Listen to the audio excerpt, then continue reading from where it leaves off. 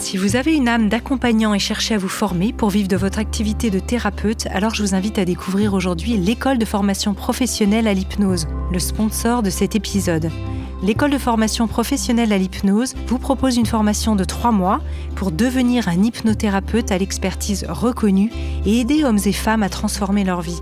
Pendant la formation, qui est sous un format hybride entre le distanciel et le présentiel, l'accent est mis sur la maîtrise de l'hypnose avec un complément sur comment se vendre et développer son activité. Cette école est cofondée par Thibaut Goutier, hypnothérapeute, et Alexandre Dana, le fondateur de Live Mentor, que vous avez déjà entendu tous deux dans Métamorphose. Et spécialement pour les auditeurs de Métamorphose, l'école de formation professionnelle à l'hypnose vous offre une formation gratuite de 30 minutes pour comprendre comment devenir hypnothérapeute et vivre de cette activité confortablement.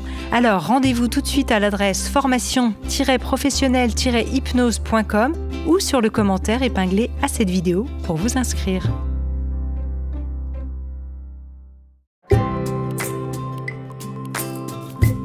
Bonjour et bienvenue dans Graines de Métamorphose, le programme à destination de la nouvelle génération pour faire germer les consciences. Cette semaine, Xavier Pitois accueillera des personnalités inspirantes qui vous donneront les clés pour grandir en bienveillance et en conscience. Graines de Métamorphose, le podcast qui fait germer la conscience. Nous avons besoin des mots, de comprendre leur signification, leur portée et leur pouvoir, surtout quand ils invoquent l'amour, le hasard, le temps ou encore l'amitié. Ils peuvent libérer quand ils sont exprimés, transformer quand ils sont formulés, rassurer quand ils sont partagés. Et ils peuvent également blesser, interroger ou encore motiver. Qu'on les écrive ou qu'on les dise, sont-ils le reflet de notre personnalité? Permettent-ils de nous dévoiler? Comment les cultiver au service de nos émotions?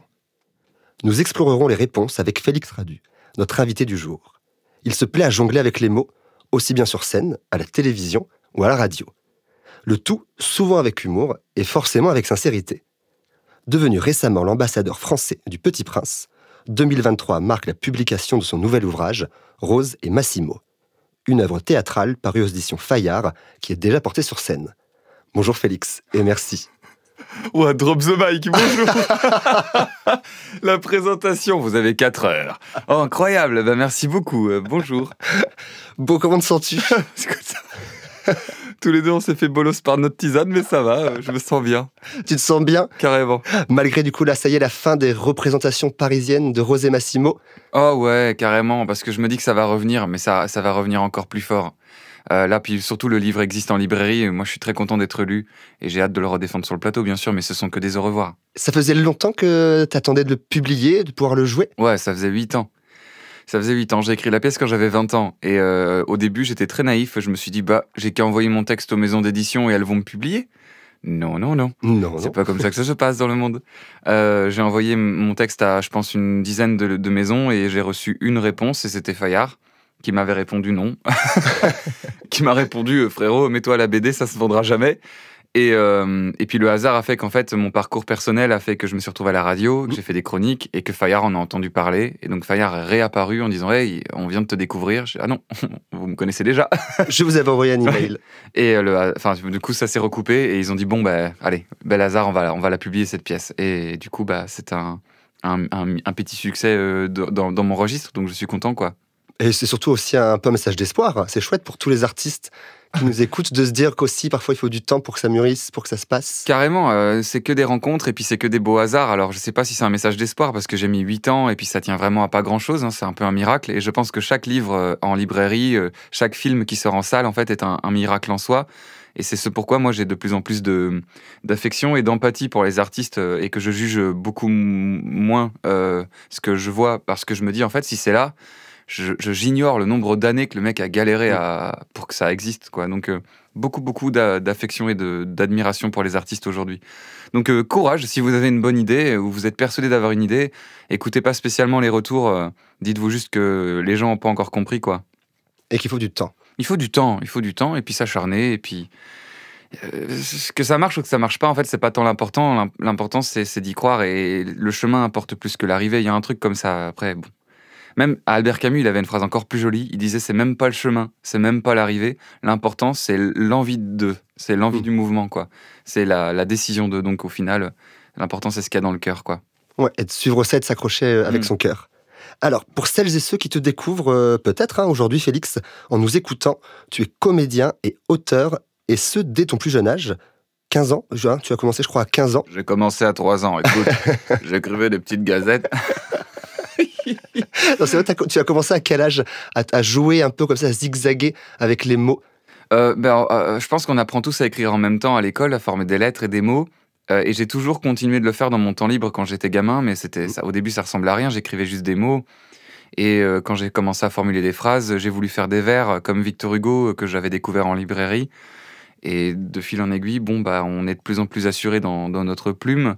Et il arrive quelquefois que des gens apprécient ce qu'on écrive et la scène s'agrandit, la salle s'agrandit.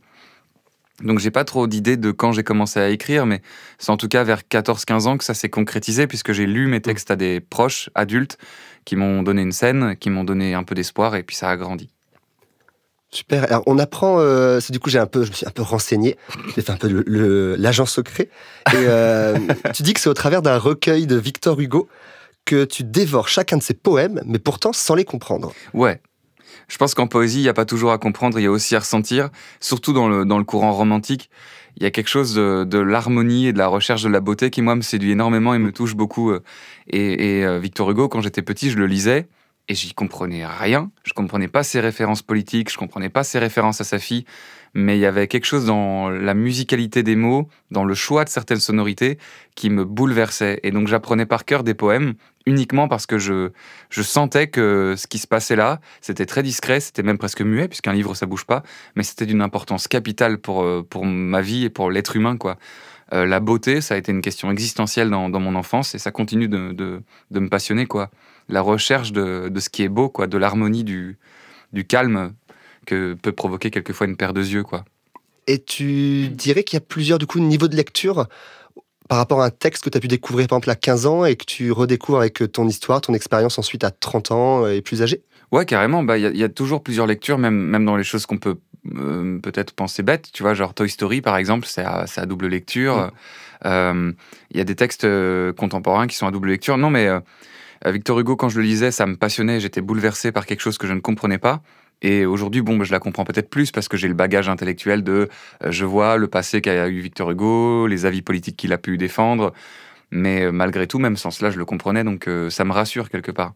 Et c'est pourquoi aujourd'hui, dans mes œuvres, le mec a écrit une pièce et il a un seul en scène. Mais dans ce que j'ai écrit, quelquefois, je mets beaucoup de références et je mets beaucoup de matières culturelles qui, moi, me passionnent et me bouleversent. Et plein de gens me disent, mais les gens la cerneront pas, c'est trop subtil. Mais c'est pas important qu'ils le cernent. Si la tête passe à côté, à mon avis, le cœur le saura. Il y a quelque chose, quand c'est nourri, c'est nourri. Et on n'a pas besoin de le comprendre. Peut-être dans 30 ans, quelqu'un se dira « Ah putain, il a voulu dire ça ». Ça me va très bien. L'important, c'est juste que ça parle au cœur avant de parler à la tête. Oui, et que ça aura un écho, peut-être. Oui, il faut que ça fasse écho. Je pense que la vie nous bouscule, elle nous abîme un peu. On est tous un peu écorchés par la vie. Et l'art, en fait, c'est quelque chose qui vient résonner dans ses coups, dans ses écorchures, dans ses trous. C'est de faire résonner ça. Donc, sûr et certain que le cerveau, il y a peu d'importance au final. Alors, j'aurais une petite question à te poser. Si jamais celles et ceux qui nous écoutent sont effrayés par la poésie, en tout cas, ils ne savent pas trop comment l'apprécier. Courez, fuyez. Qu'est-ce que tu conseillerais pour un peu l'apprivoiser? J'ai pas vraiment de conseils, je sais pas bien. Moi aussi, ça m'effraie tous les jours. Et moi, j'ai une famille qui lit pas, donc je sais très bien ce par quoi on passe. L'important, c'est peut-être de démystifier tout ce qu'on apprend à l'école, qui ont tendance à nous vendre les poètes comme des vieux barbus dans des cadres poussiéreux. Et de nous dire que c'était des génies, des demi-dieux qui avaient tout compris et que nous on n'y comprend rien. C'est pas totalement vrai. La plupart des poètes étaient des sales gosses de fond de classe qui faisaient que de la merde et qui durant leur temps se faisaient clasher dans les médias. En fait, ce sont juste des êtres humains qui ont mal, qui souffrent pour un tas de raisons, pour l'amour, pour l'existence, pour la solitude, et qui ont décidé d'écrire et d'essayer de comprendre pourquoi. Donc, faut vraiment démystifier le truc et se dire qu'un livre, ça coûte quoi? Ça coûte 12 balles. Et c'est pas parce que tu l'as dans les mains que tu es obligé de le terminer. C'est pas parce que tu l'as dans les mains que tu es obligé de l'aimer ou de tout comprendre. Et il y a des auteurs qui se prennent pas de haut, quoi. Quelquefois, les intellectuels se prennent plus de haut que les gens que les intellectuels lisent. Enfin, tu vois, il y a un truc. La population que la littérature rassemble est plus imbue que la littérature elle-même. Quand tu regardes ces gens qui s'enorgueillissent en mode oh oui, j'adore, oh, Proust, machin, et quand tu lis Proust, en fait, il est pas si pompeux que ça. Enfin, et il faut se rappeler que la plupart des gars qui écrivaient étaient des mecs plutôt simples, qui buvaient leur café, qui certainement se mettaient des grosses races, qui ont eu 20 ans, qui faisaient l'amour, qui se trompaient, et puis qui partaient, et puis qui voyageaient. Et moi, c'est comme ça que j'aborde la littérature pour me la réapproprier. Je me dis, en fait, dans chaque livre, il y a un gars de 20 ans, il y a une meuf de 20 ans, qui a mon âge, et qui, elle aussi, se mettait des grosses murges, appelait ses potes jusqu'à 3h du matin, et puis rêvait de partir en voyage, et puis sa maman tombe malade, enfin j'en sais rien, il y a plein, faut réinjecter de l'humain dans ça.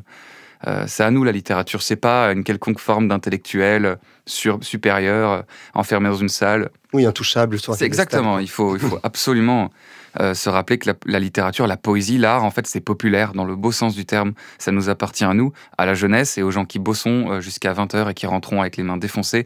En fait, il faut se rappeler que c'est ça, quoi. Ça nous appartient, ça appartient pas à une classe ou une caste, quoi.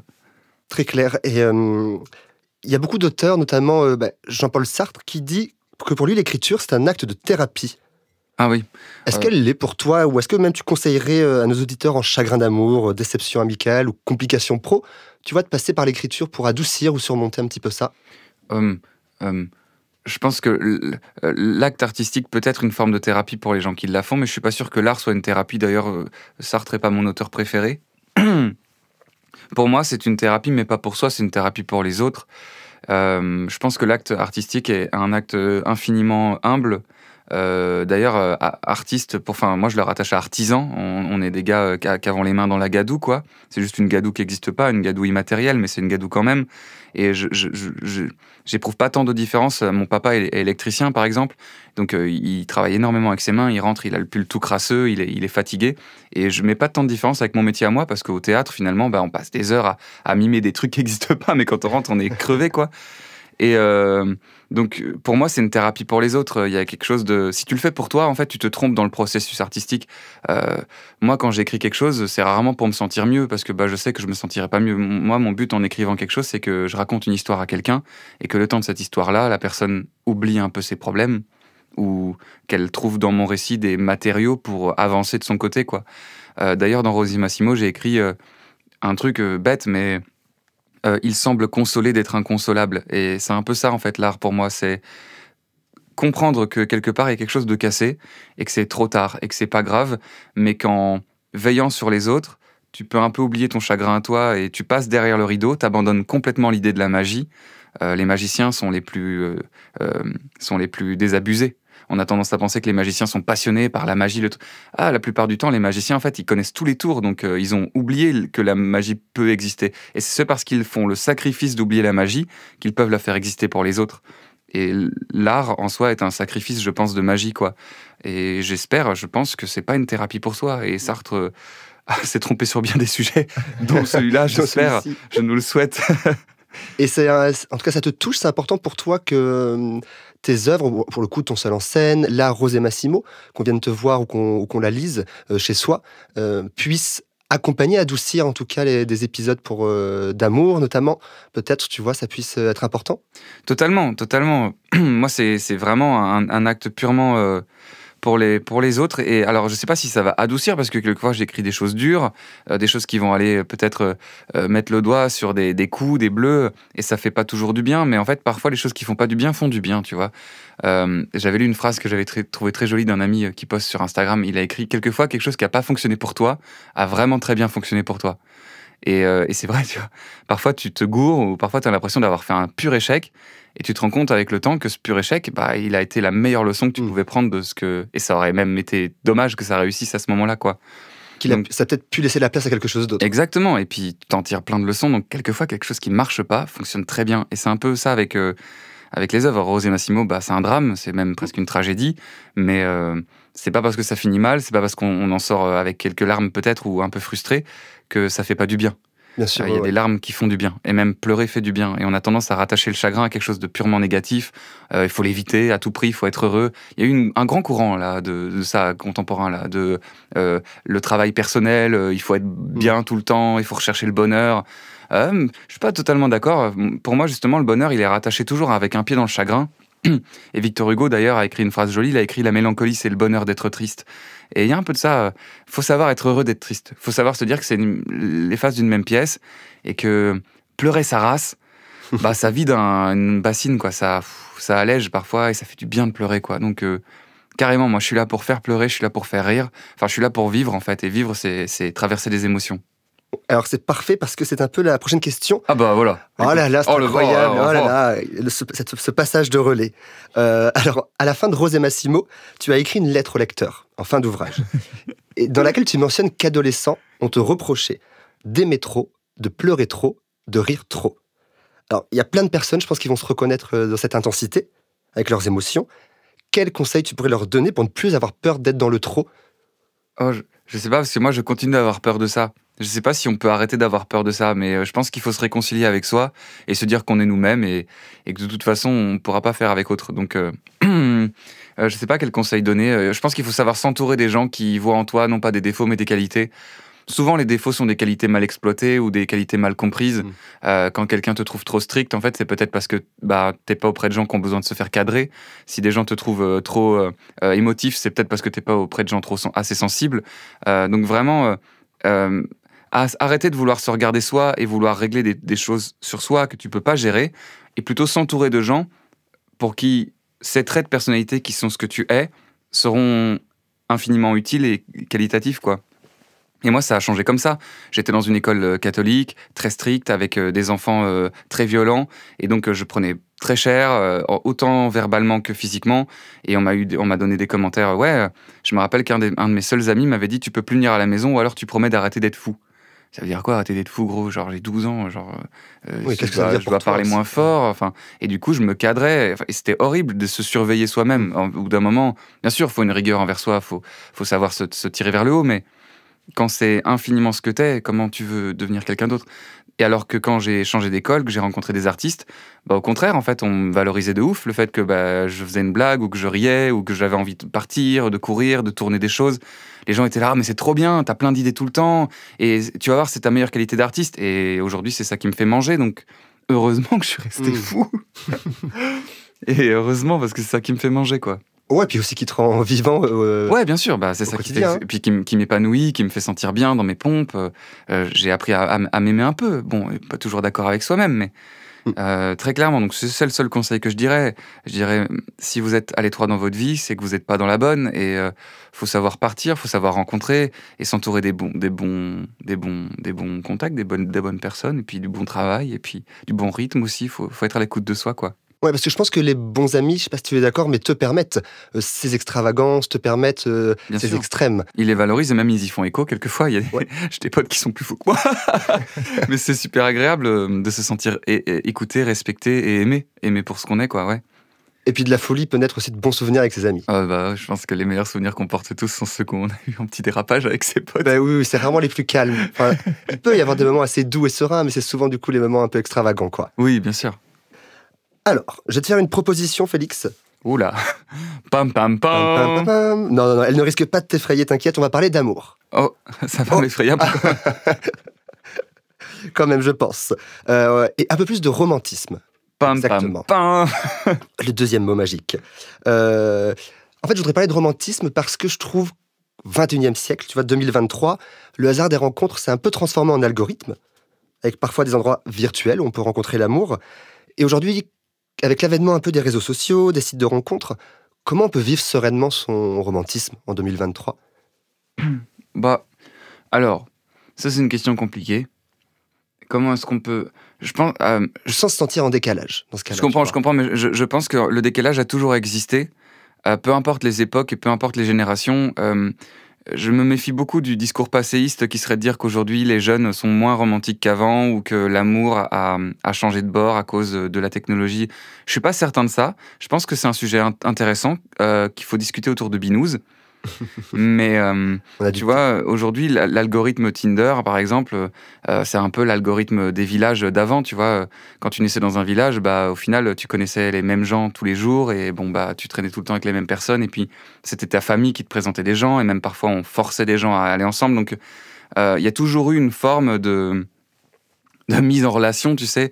Et l'évolution, justement, de cette technologie, pour moi, en fait, elle est même presque bénéfique parce qu'on est de plus en plus libre d'aimer qui on veut, de rencontrer même des gens qu'on n'aurait jamais pu rencontrer auparavant, par la distance ou par les réseaux sociaux. Enfin, moi, je valorise assez notre époque et notre génération. J'ai pas trop peur de la technologie, mais vivre son romantisme, à vrai dire...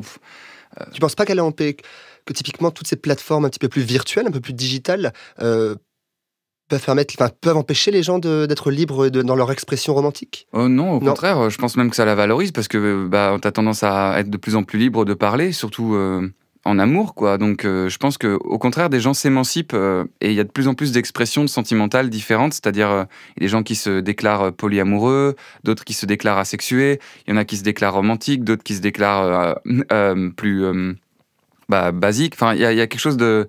Tout le monde, en fait... indique son individualisme, son individualité sentimentale, et dans le bon sens du terme. Et j'ai pas trop de problème avec ça. Et à vrai dire, qui viendrait m'emmerder si je dis que je suis romantique? Il y aura toujours des gens sentimentaux, il y aura toujours des gens qui aiment les attentions, la douceur, la tendresse.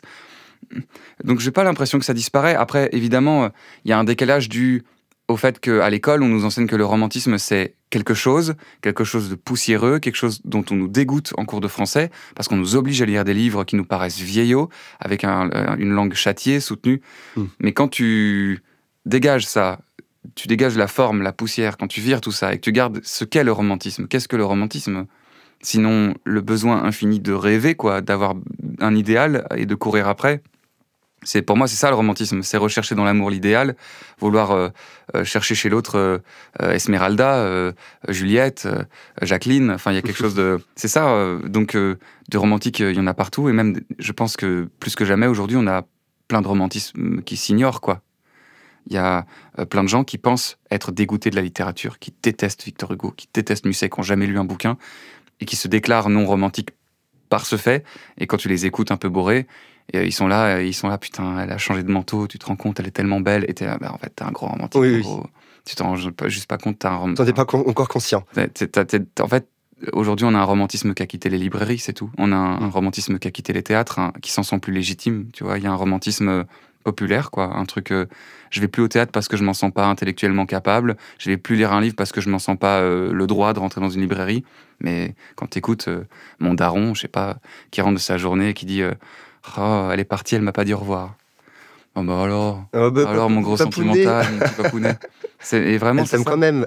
Exactement. Donc pour moi, le romantisme n'a jamais été aussi omniprésent, c'est juste qu'il a changé d'habit, il a changé de lieu, mais faut savoir le reconnaître, quoi. Mais tu tenais, j'ai l'impression, avec José Massimo, à l'incarner, ce romantisme, essayer de le dépoussiérer, essayer de le rendre plus accessible, non? Ouais, totalement, c'était le projet, c'était le but. Moi, je l'ai écrit pour une fille dont j'étais amoureux, on était tous les deux passionnés de théâtre, donc évidemment, c'est nourri de plein de références.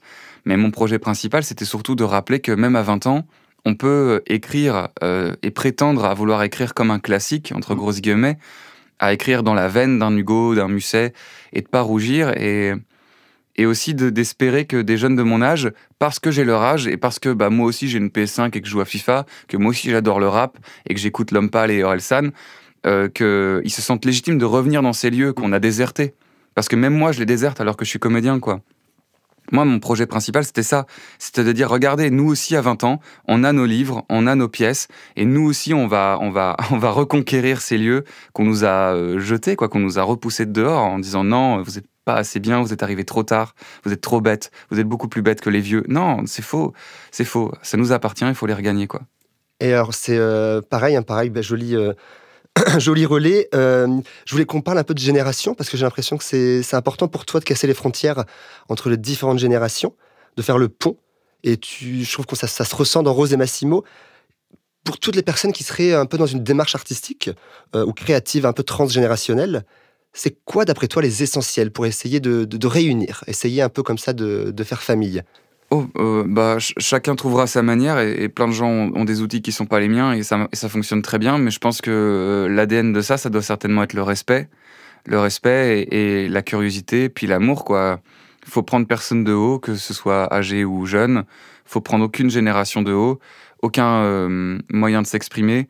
Faut savoir trouver dans le rap une infinie poésie, et trouver dans la toute vieille poésie une infinie contemporanéité. Enfin, tu vois ce que je veux dire? Là, aujourd'hui, on a des vieux qui qui insultent TikTok et qui s'enorgueillissent de leur Proust. Et de l'autre côté, on a des jeunes qui sont ultra créateurs sur des réseaux sociaux, mais qui par contre ne lisent plus parce qu'ils considèrent que c'est vieux et ringard. Et il faut juste se rappeler que dans un vieux livre se trouvera toujours un jeune qui hurle « je ne veux pas mourir ». Et se rappeler que sur TikTok, il n'y a que ça en fait. Oui. Vraiment, moi j'ai ma grand-mère, elle me disait non, mais là, tous ces jeunes qui font que des conneries sur les réseaux, et ouvre TikTok et regarde au lieu de parler. Tu vois bien que la meuf, elle a 12 ans, elle te fait une chorégraphie, elle te montre sa vidéo, elle chante, enfin, tu sais, elle fait du montage, de l'étalonnage. La meuf a 12 ans, tu sais. Moi, à 12 ans, je jouais aux Action Man. Donc, c'est une créatrice, c'est juste qu'elle se prend pas au sérieux, c'est juste qu'elle est pas là avec son petit costume et son pull côtelé, mais les jeunes ont jamais été aussi créateurs et ça force l'admiration, quoi.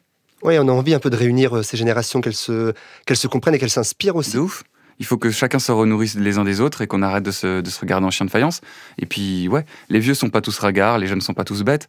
Y a du bon à prendre partout. Et retisser les liens et se rappeler que dans Musset, il y a un jeune et que sur TikTok, il y a certainement un vieux quelque part. C'est vrai. Alors, il y a quelque chose d'évident dans toutes tes prises de parole, je trouve, c'est qu'il y a beaucoup d'amour, mais aussi beaucoup d'humour. Bah, j'espère. Bah, je crois, en tout cas, c'est ça aussi qui fait que les gens, je pense, aiment t'écouter ou t'entendre, ou venir te voir. Et qu'est-ce qui fait que c'est primordial pour toi de conserver une touche humoristique ? Tu vois, même quand on évoque des sujets profonds, parfois très sérieux, comme l'amour, la vie, la mort. Pareil, il y a une phrase qu'on attribue à Victor Hugo que je répète beaucoup, mais c'est une phrase qu'il a écrit « L'humour, c'est la politesse du désespoir ». Et je trouve ça vraiment très joli et ça me parle beaucoup parce que j'ai comme l'impression que c'est un peu vrai. La plupart des gens, quand on fait des blagues, c'est un peu une manière courtoise et polie de s'excuser, d'exister. Il y a quelque chose de... Et surtout sur des sujets graves comme la mort ou l'amour ou la solitude, il faut être drôle. Et la plupart des gens qui souffrent, d'ailleurs, le plus, sont les plus marrants, quoi. J'ai une petite sœur qui a des gros problèmes de santé, elle est née avec une maladie orpheline, et donc tout le monde est très premier degré sur non, on n'en parle pas, on n'en rigole pas, et Zoé, pour la nommer, du coup, c'est la première à faire une vanne sur ça, et c'est charmant, et c'est touchant, et c'est à ça que ça doit ressembler, en fait. Là, il y a une vraie différence entre l'humour et la moquerie, pour le coup, et l'humour, il faut en mettre partout, il faut toujours être drôle, faut pas se prendre au sérieux, enfin, il faut que ce soit sérieux, mais qu'on se prenne pas au sérieux. C'est Raymond DeVos qui a écrit ça. Il a écrit « L'humour est une chose sérieuse avec laquelle on ne rigole pas ». Et je trouve ça très drôle. C'est ça qu'il faut... L'humour, c'est la politesse du désespoir, quoi. Moi, je suis désespéré vis-à-vis de la mort. Il y a quelque chose qui me terrifie. Et c'est parce que ça me terrifie que il faut faire un petit trait d'esprit, il faut faire une petite vanne. Il n'y a rien de plus charmant que quelqu'un qui a tout pour pleurer et qui se met à rigoler, quoi. Et qu'est-ce qui te terrifie dans la mort ? C'est l'après ou c'est plus du coup ce moment où la vie nous quitte ? L'idée même de l'après est une question en elle-même. Est-ce qu'il y a un après ? Et s'il y en a un, est-ce que ça va être fun ? Et s'il n'y en a pas, est-ce que ça va être fun ? J'en doute. Non, c'est l'idée même des règles du jeu, quoi. J'ai comme l'impression qu'on m'a forcé à démarrer une partie de Monopoly et qu'on me présente les règles et que je suis pas d'accord avec, mais je suis obligé de jouer, quoi. Et ça me met en colère, en fait. J'ai une révolte vis-à-vis de la vie. J'aime pas les règles, je les trouve injustes. J'aurais aimé vivre dans un monde, une sorte de méritocratie. J'aurais aimé que le bonheur ou la joie ou la réussite se gagne à la sueur de notre front, que les gens qui bossent et qui se tuent à la tâche, en fait, finissent par gagner, quoi. Que les gentils gagnent. C'est pas toujours le cas. Parfois, les méchants l'emportent. Quelquefois, les innocents partent les premiers. Quelquefois, des gens qui n'ont rien demandé souffrent énormément. Il y a des enfants qui meurent tous les jours. Et puis cette maudite règle universelle qui est de vieillir. Enfin, l'idée même de vieillir est dégueulasse, quoi. Donc on te donne quelque chose et puis on te l'arrache petit à petit. Et puis un jour, t'es plus bien dans ton corps. Ça, c'est tout le discours des mémoires d'Adrien de Yourcenar. De se faire trahir par son propre corps, quoi. Jusqu'à des extrémités terribles, de perdre la mémoire. On t'arrache même ton passé, quoi. C'est-à-dire que même avant de mourir, on peut même te retirer ce qui fait ton identité. Enfin... Donc la mort me terrifie, ouais, mais la mort sur le long terme, c'est-à-dire la vieillesse, le fait de se faire trahir par soi-même, et puis de souffrir petit à petit, et de s'accrocher à la lumière jusqu'au bout, et puis le néant. Parce que moi, je crois en rien, personnellement, genre, je crois à l'absurde, comme Albert Camus, et l'idée du néant, quoi.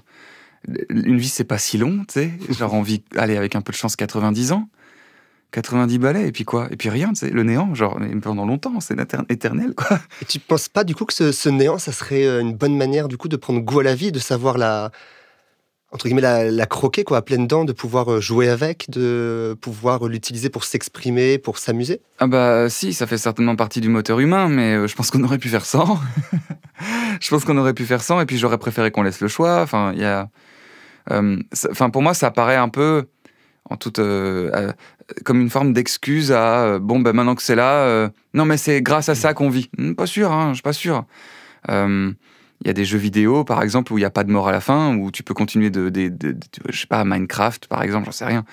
Et je prends énormément de plaisir à y jouer, alors que je sais qu'il n'y a pas forcément de but final. C'est juste, je kiffe à être là, à faire des choses, à retester des trucs, à réinventer. Je pense qu'on aurait dû avoir le choix de mourir, quoi. Se dire, on est là, on fait notre vie, et le jour où on en a marre, on s'en va. Ça, j'aurais pu l'entendre, mais... Oui, parce qu'il y a une vraie notion de l'ennui quand on le voit dans des œuvres un peu fictives, dans des contes où toutes ces personnes un peu éternelles, finalement, se confrontent à l'ennui. Oui, totalement. Et puis moi, je trouve que l'ennui n'est pas une mauvaise chose, mais oui, il y a bien un moment où tu te feras suffisamment chier, tu auras tout vécu, tu auras tout pleuré, et te lever pour aller faire pipi à 5h du matin t'ennuiera, c'est sûr. Mais je sais pas, l'idée du néant, en fait, c'est... Peut-être aurait-il fallu qu'on meure et qu'on recommence, tu vois, il y a un truc... dans d'autres circonstances, un peu comme... D'avoir 3 vies, comme dans des jeux vidéo. Ou 9 comme les chats, je sais pas. Non, la mort me révolte, je suis pas content de ça. Alors on va parler dans ce cas-là un peu aussi de jolies choses. On est parti un peu sur un terrain philosophique. Et c'est parfait parce que tu es devenu l'ambassadeur officiel du Petit Prince, en tout cas en France. C'est vrai, c'est vrai. Complètement. Merci beaucoup d'en parler. Ça fait très grosse tête, mais à l'ancienne. Oh oui, comme Monsieur Bouvard. C'est sympa au pire, ça peut être un style vocal, tu vois. Oui. En tout cas, ça peut N'importe quoi, pardon, excuse-moi, je suis en roue libre. Non, soyons en roue libre, ou au moins soyons libres déjà. Et après, oui, parce que les roues, non. Les roues, ça permet d'avancer, au moins, tu vois. Les roues, ça permet d'avancer. Waouh. On la gardera. On la gardera. En tout cas, tu as prêté ta voix au livre audio du Petit Prince. C'est vrai. Et qu'est-ce qui fait que tu te sens personnellement proche, en tout cas touché, par l'œuvre de Saint-Exupéry? Au début, je t'avoue que j'avais pas aimé Le Petit Prince quand j'étais enfant. Tu l'as lu vers quel âge? Mes parents voulaient me forcer à le lire, je devais avoir 12 ans. Un truc comme ça, petit. Et j'ai détesté parce qu'on m'obligeait à le lire. Oui.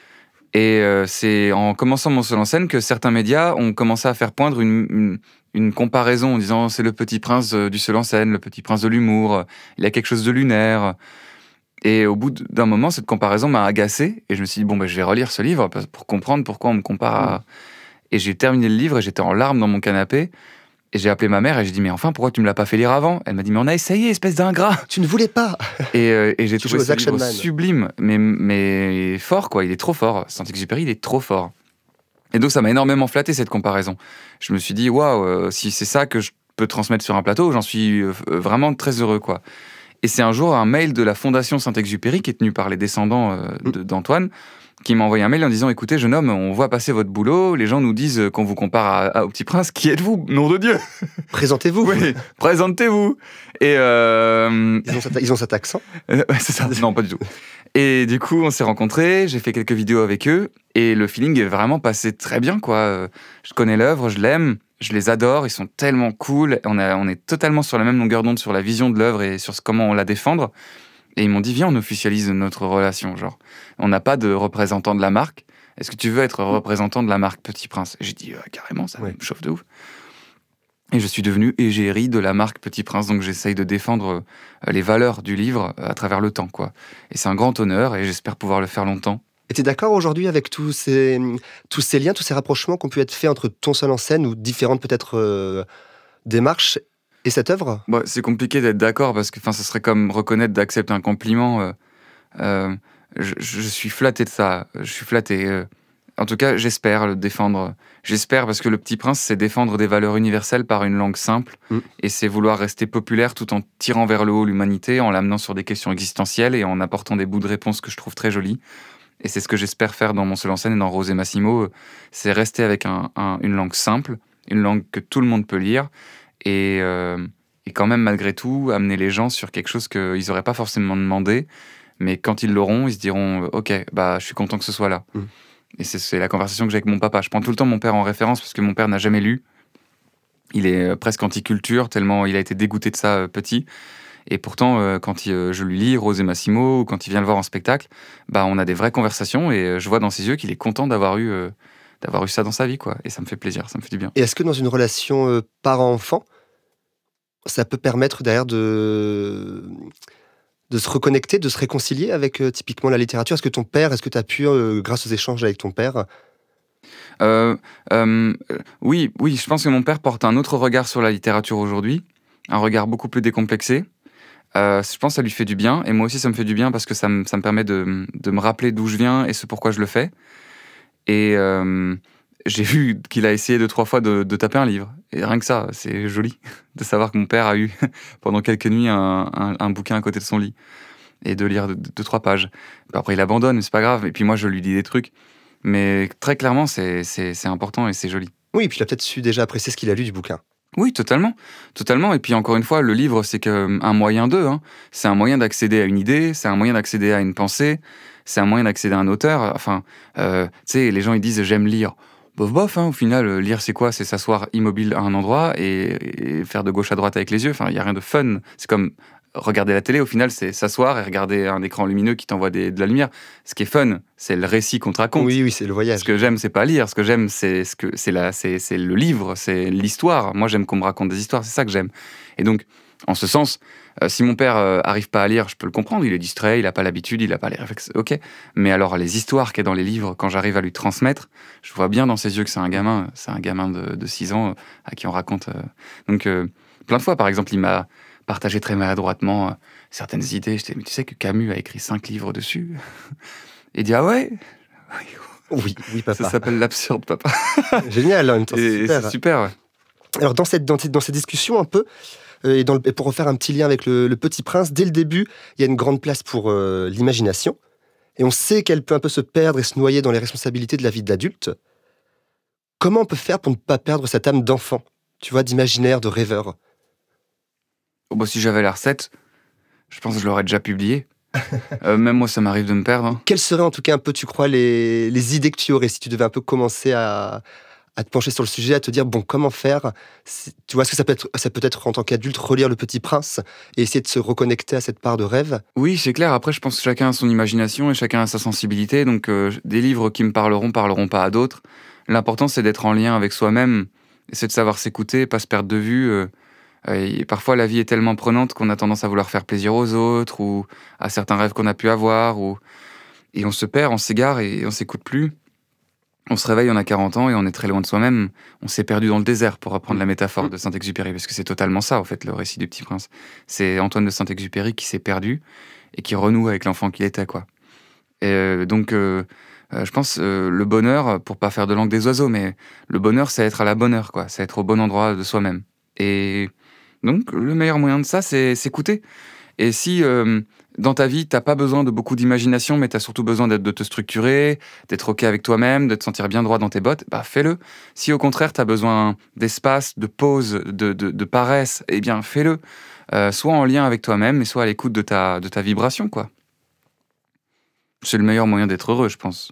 Moi, c'est ce que je fais. Quand je me sens pas bien dans ma vie, je fais une rétrospective. Je me dis, qu'est-ce qui va pas? Pourquoi est-ce que je suis fatigué? Pourquoi est-ce que j'ai pas envie de me lever le matin? J'en ai marre de faire ça. Si t'en as marre, arrête.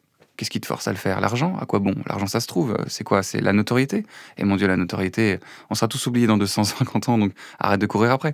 Qu'est-ce qui t'oblige à faire ça? Rien. Alors arrête. Et c'est comme ça que j'ai arrêté de faire le seul en scène, alors que il continuait de remplir. C'est pour ça que j'ai arrêté la pièce, alors que j'ai perdu un peu d'argent.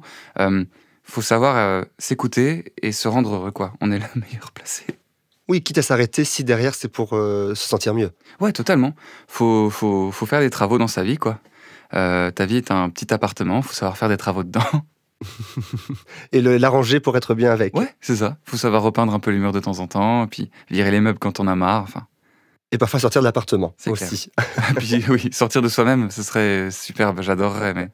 De temps en temps, il y a des expériences un petit peu comme ça, spirituelles, méditatives, qui peuvent... Puis on peut se dire que l'art, quelque part, c'est une manière de sortir de soi-même et d'aller dans la sensibilité de quelqu'un d'autre. Mais... Je pense qu'être sur scène, typiquement, Massimo, il s'inspire un petit peu de ta vie, ou est-ce que c'est un personnage complètement différent qui t'offre une nouvelle vie quand tu l'incarnes? On peut, de toute façon, quand on écrit, on ne peut que parler de soi-même, je pense. Et quiconque dit l'inverse ment, peut-être un peu. Même quand tu écris des serial killers ou des monstres, tu pars toujours de ta sensibilité et donc tu t'amènes toi dans un terrain bizarre, mais tu t'amènes toi. Donc je suis partout dans Massimo et à vrai dire je suis même partout dans Rose et je suis partout dans Rubus et dans Aldo, je suis dans tous les personnages. Ça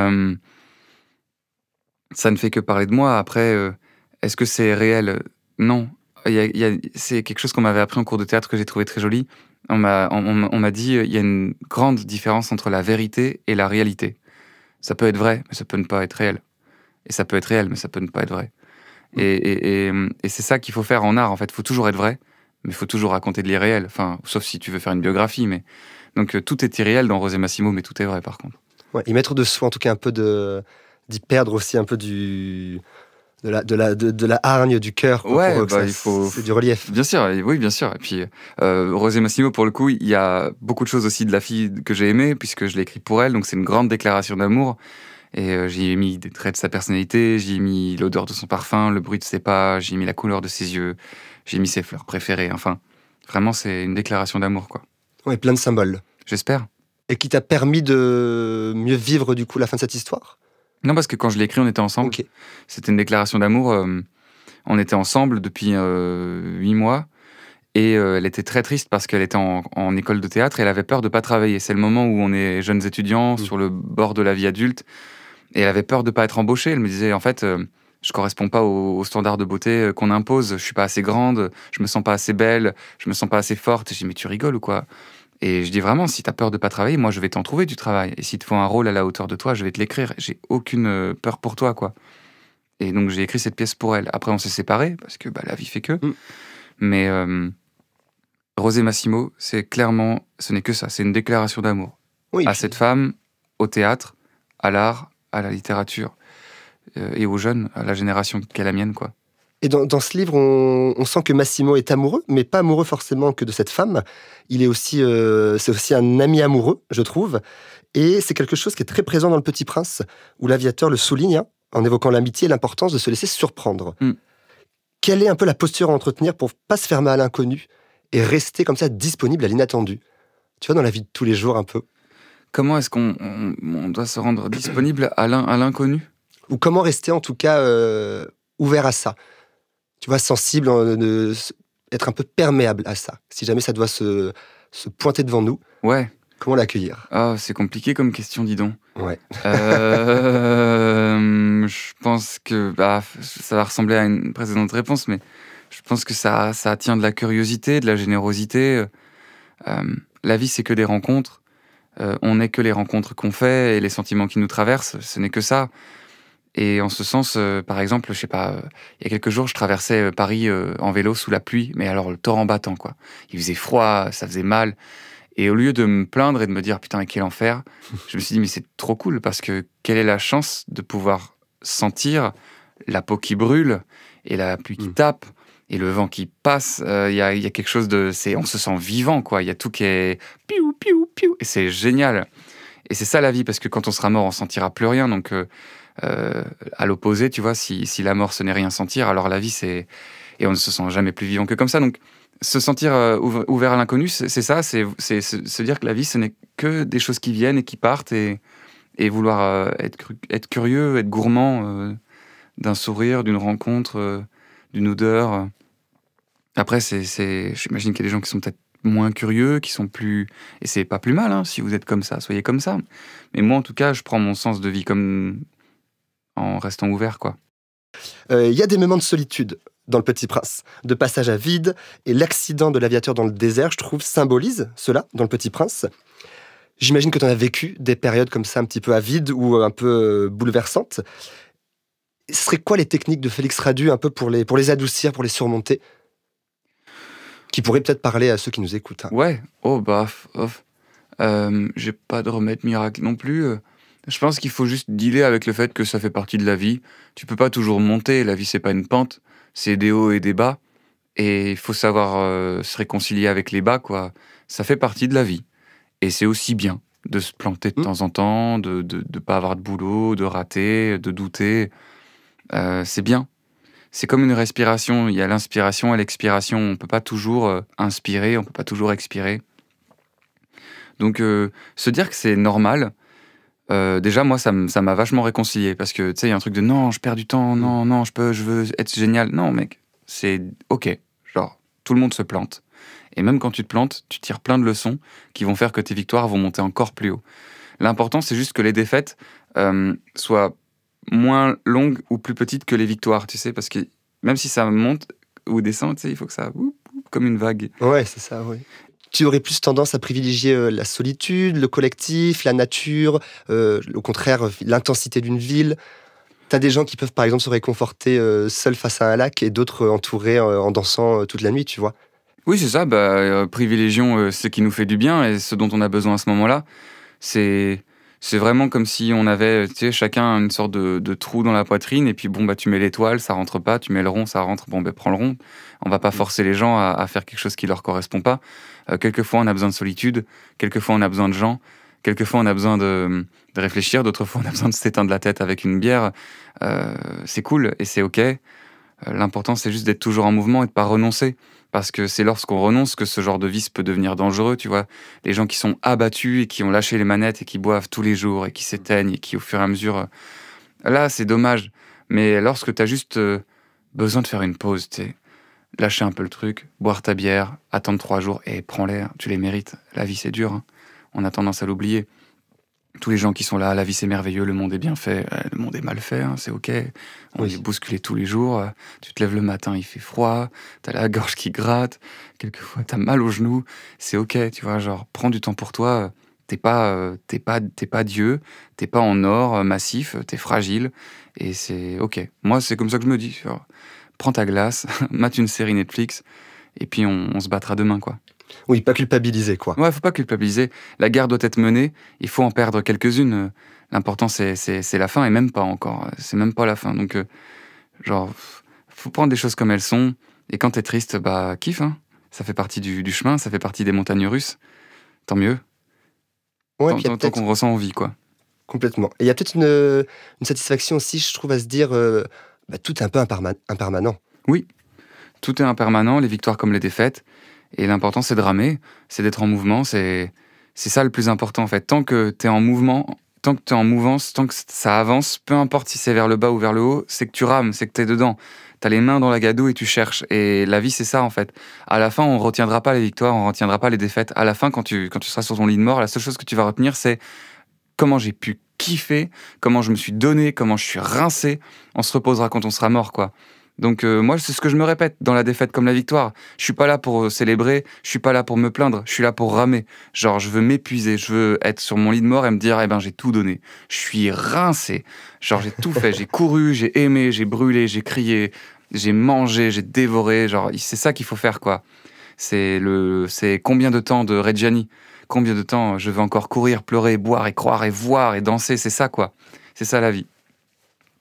Trop bien. Alors, Félix, on va s'approcher de la fin de l'interview. Mais je vais encore, du coup... oui, il est déjà parti. Félix. Non. Et j'ai encore quelques petites questions sur Le Petit Prince et toute ta relation avec cet ouvrage.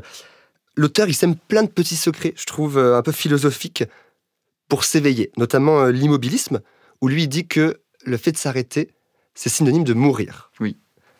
Quels seraient pour toi un peu les secrets de l'éveil ? En tout cas, quelles seraient les manières de cette quête épanouissante ? C'est exactement tout ce qu'on vient de se dire. C'est un peu un résumé de tout ce qu'on a échangé. Ouais, c'est un peu le résumé de la conversation qu'on vient de se dire. Et je suis d'accord avec Saint-Exupéry, tu vois, la mort, c'est l'immobilité.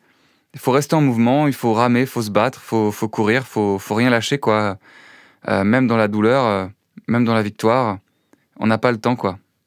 Donc, comment rester en éveil, c'est ça, quoi. Faut être derrière les manettes et ramer, hein. Et il y a un passage du Petit Prince que tu aimes te rappeler de temps en temps, tu vois, où il y en a un particulièrement que tu as dans le sang. Tous sont sublimes. Alors, on va s'éviter les grands classiques du renard et de la rose parce que je pense que ce sont les principaux que les gens retiennent, alors que les autres sont très beaux aussi. Moi, un qui me séduit énormément, c'est l'allumeur de lampadaire. Parce qu'en gros, il va rejoindre ce qu'on est en train de se dire, mais c'est un gars à qui on a demandé d'allumer et d'éteindre un lampadaire selon qu'il fait jour ou nuit. Le problème, c'est que la Terre s'est accélérée de tourner, et donc les jours sont de plus en plus courts et les nuits de plus en plus courtes. Ce qui fait que pour obéir aux ordres, il se retrouve à devoir allumer, éteindre toutes les secondes. Ce qui est ridicule. Et c'est encore une fois l'immobilité de son ordre, en fait. Et ça correspond à tout, en fait. Ça peut correspondre à la religion, ça peut correspondre aux mœurs, ça peut correspondre à la morale. Dès lors qu'une loi est immuable et immobile, elle est vouée à mourir parce que le monde évolue continuellement, les choses grandissent, changent.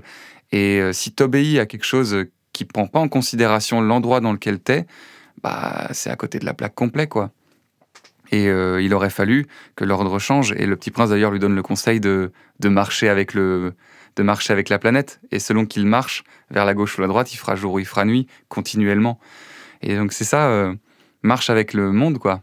Et selon ce que tu choisis, il fera jour ou il fera nuit. Trop bien, merci Félix. Et tu sais, par rapport au Petit Prince, il y a un chiffre, en préparant un peu l'interview, qui a retenu mon attention. Je ne l'avais pas du tout, c'est qu'il est traduit dans plus de 450 langues et dialectes. Eh ouais, mon pote. Donc c'est quand même assez impressionnant. Je crois, si je dis pas de bêtises, c'est le 2e livre le plus lu après la Bible. Eh ouais. Et ouais, mon pote. Chacun sa religion. Non, mais c'est vrai que c'est beau de savoir ça. Est-ce que tu dirais que les mots de Saint-Exupéry sont du coup des leçons de vie universelles et que chacun peut appliquer? Ouais, totalement. Totalement. Il a réussi ce pari. Je pense qu'il y a de l'universel dans tous les livres, mais ce qu'il a réussi à faire, c'est qu'il en a glissé dans la forme. Certaines formes de livres sont très ciblées, quoi, pour un type de population, pour un type de génération. Saint-Exupéry, il a réussi à glisser l'universel et dans le propos et dans la forme du propos. Qu'on ait 20 ou 50 ans, on peut le lire. Qu'on soit dans les années 90 ou dans les 2023, on peut les lire. C'est sublime. Ça ressemble à un livre pour enfants et c'en est pas un. Et c'est ça qui fait sa force, quoi. Donc on va tout lui voler, Et les leçons de morale et les leçons d'écriture. Et alors, petit point prévision, tu crois qu'il pourrait traverser encore du coup les siècles et les siècles, ce bouquin? Carrément, bien sûr, je le pense. Ok. Je le pense. Et c'est là où je trouve que la Fondation, elle est très forte, c'est qu'elle arrive à faire évoluer le livre avec le temps. C'est ce qu'on se disait, hein, mais il ne faut pas que ça devienne une loi de l'allumeur de lampadaire, Saint-Exupéry. Et le jour où ça aura plus de signification, le jour où peut-être ce sera à côté de la plaque, parce qu'il y a certainement des passages qui vont l'être, bah, Saint-Exupéry et son livre vont céder la place, avec humilité, je pense. La Fondation est cool parce qu'elle cerne l'âme des choses, elle les reglisse dans l'esprit contemporain, et elle sort des nouveaux livres, elle sort des objets, elle sort des discours, elle sort des rencontres.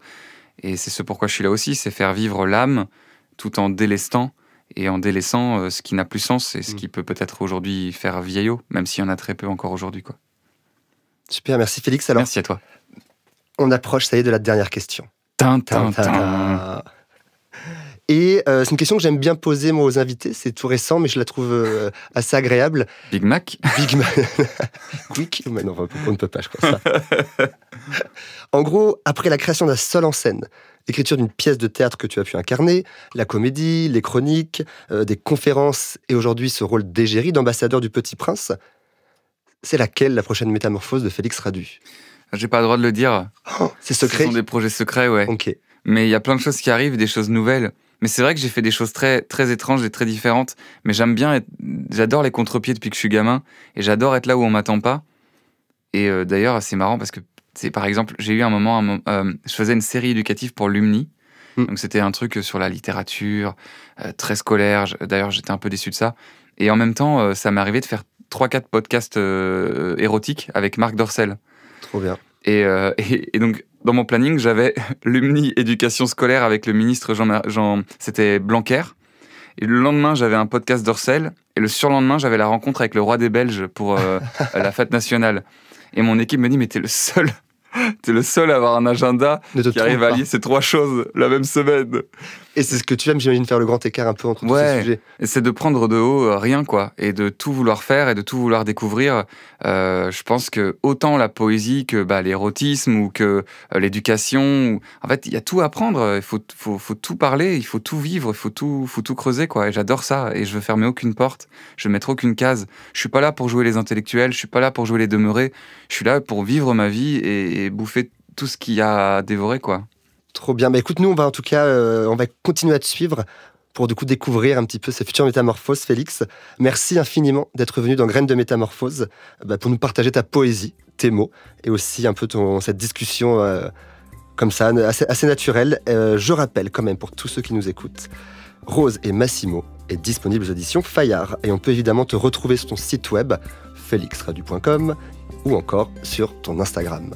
Merci beaucoup, Félix. Merci à toi. Ciao, à bientôt. Gros bisous.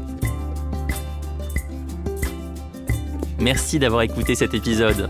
S'il vous a plu, n'hésitez pas à aller vous abonner directement au podcast sur votre plateforme d'écoute préférée. Il vous suffit de taper Graines de Métamorphose dans la barre de recherche pour le retrouver. Vous pouvez aussi nous suivre et découvrir les actualités du podcast sur notre Instagram, Graines de Métamorphose. On se retrouve la semaine prochaine, même jour, même heure. Et en attendant, c'est Anne et ses invités qui vont vous nourrir avec de nouveaux épisodes de Métamorphose, le podcast qui éveille la conscience. Graines de Métamorphose, le podcast qui fait germer la conscience.